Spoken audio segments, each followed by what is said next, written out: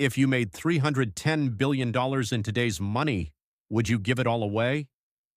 One man did. His name was Andrew Carnegie, the Steel King of America. But what most don't know is this.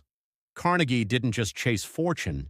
He believed dying rich was a failure. This is the true story of how he made it, why he changed, and the 5 unusual lessons he left for anyone chasing wealth today. Andrew Carnegie was born in 1835 in Scotland. His family was dirt poor. Their home was a one-room cottage, and the family often went hungry.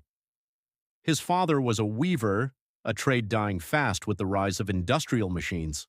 So at age 13, the Carnegies packed up and left for America, chasing hope. In Pittsburgh, young Andrew took a job as a bobbin boy in a cotton factory, 12 hours a day, 6 days a week. His pay, $1.20 a week.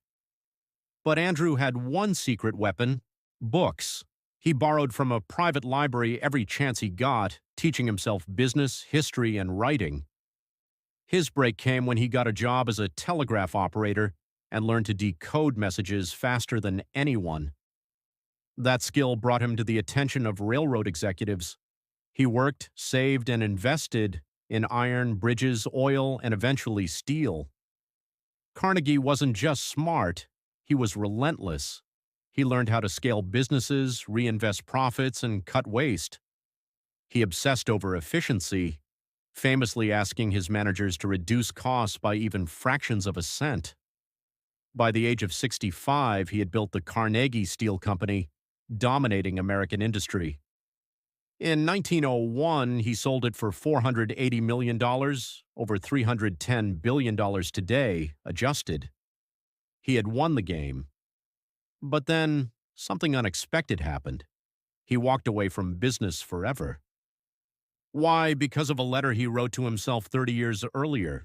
When Carnegie was 33, he had already made more money than he ever imagined. But he wrote this in his journal: "The amassing of wealth is one of the worst species of idolatry, no idol more debasing than the worship of money." He made a promise. By the time he was 35, he would retire and give away his fortune to benefit society. Of course, he didn't retire that early, but the letter stayed with him. Now, in his 60s, he put it into action. He gave away more than 90% of his fortune to causes he believed in. Over 2,500 public libraries around the world, schools, universities, and teacher pensions, peace foundations, scientific research, and arts. His philosophy: the man who dies rich dies disgraced. Carnegie didn't just make money, he reflected on it. Here are 5 surprising principles he lived by. 1. Build before you buy. Carnegie never cared for status symbols. He lived in a modest home while building his empire. 2. Use wealth as fuel, not a finish line. He believed money was a tool for impact, not personal comfort. 3. Invest in people and knowledge. Libraries, schools, and education. He knew these would last longer than buildings or banks. 4. Know when to leave. He sold his company at the top, not for ego, but for purpose. 5. Leave a legacy of uplift, not control. He didn't build monuments to himself. He built tools for others to rise. Andrew Carnegie didn't just show us how to make money, he showed us how to outgrow it. In a world obsessed with more, he reminds us, surplus wealth is a sacred trust. What you build should outlive you. What you give defines you. What you chase reveals you.